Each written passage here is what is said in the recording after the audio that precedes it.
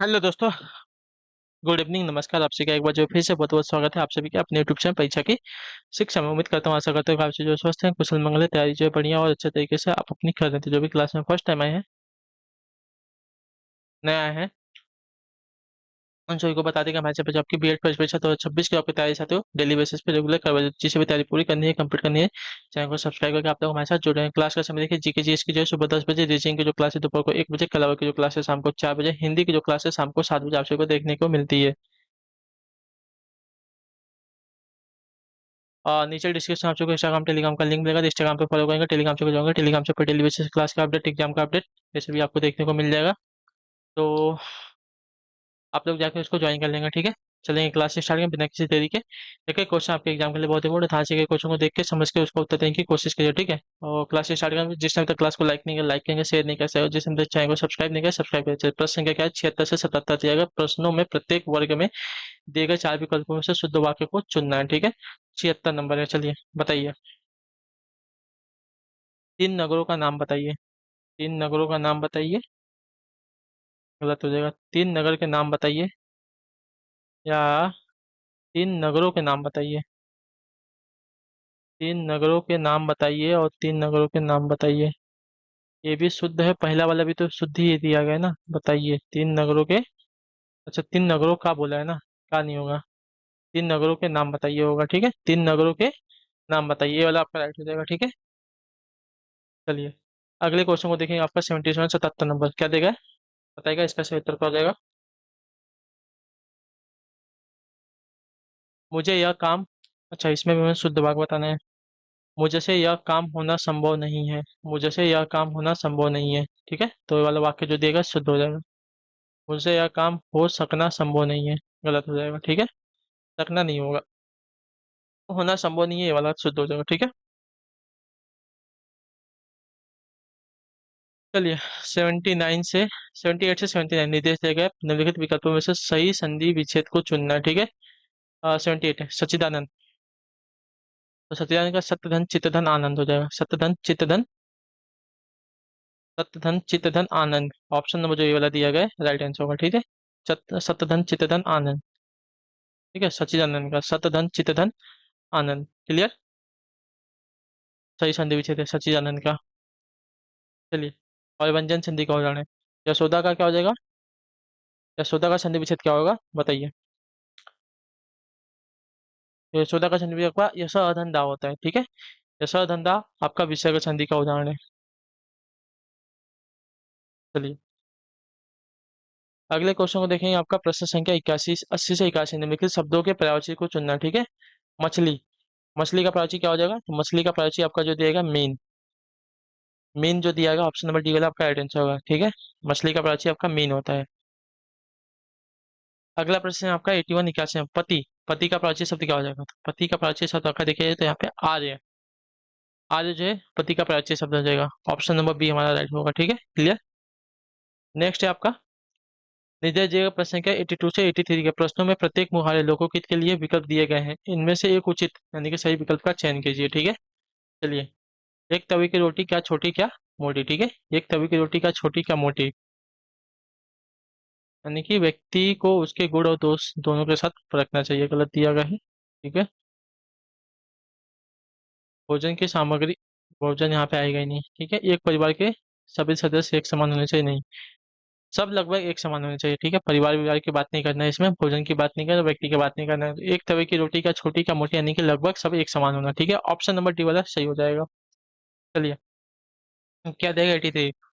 ऊँट को निगल लिया, ऊँट को निगल लिया और दुम को हिचके, ऊँट को निगल लिया और दुम को हिचके, यानी कि बड़ी विपत्ति को स्वीकार करना और साधारण बात पर संकोच करना, ठीक है। ऊँट को तो निगल लिया लेकिन तुम को हिचके यानी कि बड़ी विपत्ति को स्वीकार करना और साधारण सी बात पर जो है संकोच करना। ऑप्शन नंबर डी वाला राइट हो जाएगा। चलिए निर्देश देगा प्रश्न संख्या 84 85 के लिए दिए गए शब्दों में प्रयुक्त शब्द प्रयुक्त संधि का चयन कीजिए, ठीक है। दिए गए शब्दों में से प्रयुक्त संधि का चयन करना है। सड़ानन, सड़ानन का क्या हो जाएगा? तो सठधन आनंद होता है, ठीक है। सड़ानन का सठधन आनंद होता है, जो आपका व्यंजन संधि हो जाएगा, ठीक है।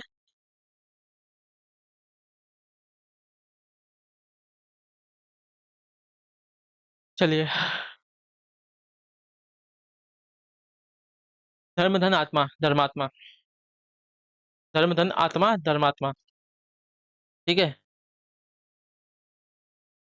धर्म धन आत्मा। तो यहाँ पे और आ मिलके आ में परिवर्तित हो रहा है। ठीक है, वृद्धि स्वर संधि में। ठीक है, तो ऑप्शन जो ये दिएगा आपका राइट आंसर होगा, स्वर संधि हो जाएगा। ठीक है। चलिए अगला प्रश्न आपका, 86 से 87 नीचे दिए गए वाक्यांशों के लिए जो है सही शब्द का चयन करना है हमें। जिस बीमारी का ठीक होना संभव न हो, जिस बीमारी का ठीक होना संभव नहीं हो उसको क्या कहते हैं? तो उसको असाध्य कहा जाता है। ठीक है, जिस बीमारी का ठीक होना संभव न हो उसको असाध्य कहते हैं। ऑप्शन नंबर ए हमारा जो दिया गया राइट आंसर होगा। चलिए। 87 में जिस पर विजय प्राप्त कर ली गई हो उसको क्या कहें? जिस पर विजय प्राप्त कर ली गई हो उसको क्या कहेंगे? तो जिस पर विजय प्राप्त कर ली गई हो उसको विजित कहेंगे। जो आक्रमण करता है उसको आक्रांता कहते हैं। आक्रांत आक्रांत जिस पर क्या बोलते हैं, युद्ध मतलब क्या बोलते हैं उसको, एक मिनट। जिस पर युद्ध होने वाला हो उसको आक्रांत कहेंगे, और जो करने वाला है उसको आक्रांता कहेंगे।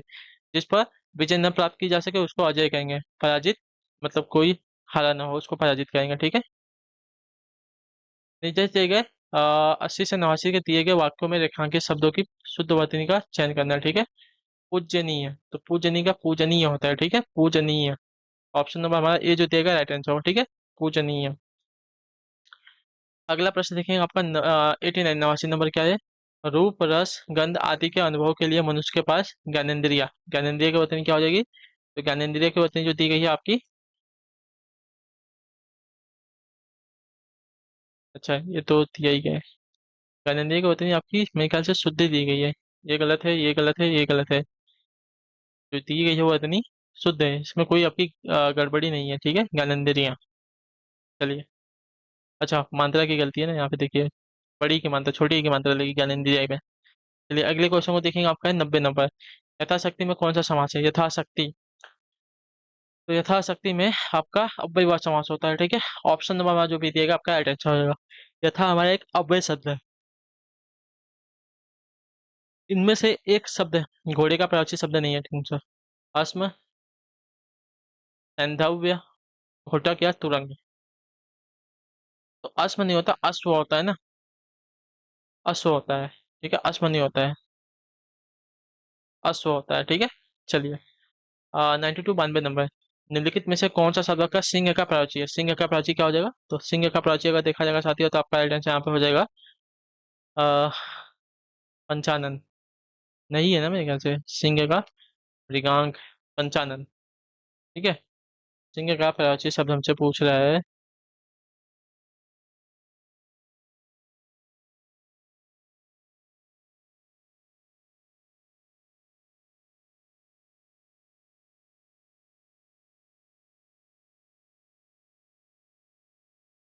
चलिए। ठीक है।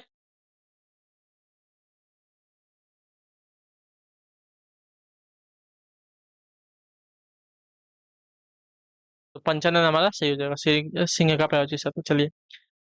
जिस समास के दोनों ही पद प्रधान हो उसे क्या कहते हैं? तो जिस समास के दोनों ही पद प्रधान हो उसको द्वंद्व समास कहते हैं। ऑप्शन नंबर हमारा बी राइट होगा।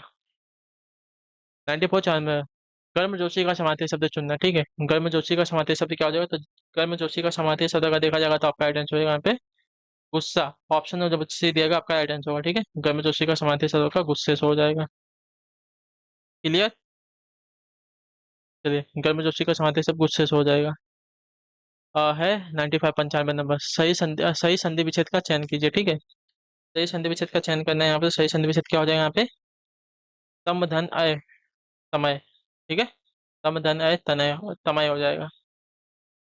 तमय। 96 नंबर है, निम्न में से तत्सम शब्द का चयन कीजिए। ठीक है, तत्सम शब्द का चयन करना है हमें। तो तत्सम शब्द कौन सा है? तत्सम शब्द निकृष्ट। निकृष्ट जो हमारा तत्सम शब्द है। ठीक है, निकृष्ट। क्लियर। अगला प्रश्न, कृष्ण का प्राची शब्द चुनना है। ठीक है, कृष्ण का प्राची शब्द क्या हो जाएगा? तो कृष्ण का प्राची आपका केशव दिया गया है। केशव, माधव भी बोलते हैं ना, केशव माधव, ये भी हो जाए। ठीक है, दोनों ही हो जाएंगे। चलिए। 98 98 गीतांजलि किसकी रचना है? गीतांजलि तो गीतांजलि की अगर बात करें तो आपका सही उत्तर हो जाएगा ऑप्शन सी, रविन्द्रनाथ टैगोर का रचना है। ठीक है, ऑप्शन नंबर सी हमारा सही उत्तर है। चलिए, 99 गोदान किसकी रचना है, ये तो सभी को पता होगा, मुंशी प्रेमचंद की। ठीक है, गोदान जो है मुंशी प्रेमचंद की रचना है। ऑप्शन नंबर ये जो दिया गया है, सही शब्द चुनना है। ऑप्शन नंबर 100 आखिरी क्वेश्चन, सही शब्द चुनना है। श्रृंगार जो दिया गया है ये वाली वतनी आपकी सही है। ठीक है, श्रृंगार की वतनी ऑप्शन नंबर बी वाली राइट है। चलिए, तो इसी के साथ जो क्लास है आज की यहीं पे पूरी होती है कंप्लीट। तो उम्मीद करता हूँ आपको क्लास जो अच्छी लगी, पसंद है, अपना जो फीडबैक है क्लास का नीचे कमेंट, क्लास अच्छी लगी लाइक करके जाएंगे, चैनल पहले चैनल को सब्सक्राइब करेगा, अपना प्रैक्टिस और रिवीजन जो आपको डेली बेसिस पे करना है, मिस नहीं करना है। तो मिलते हैं आपसे फिर से आपकी अगली क्लास में, तब तक के लिए टाटा बाय बाय, जय हिंद जय भारत। आपसे क्लास से जुड़ने के लिए बहुत बहुत ही धन्यवाद साथियों।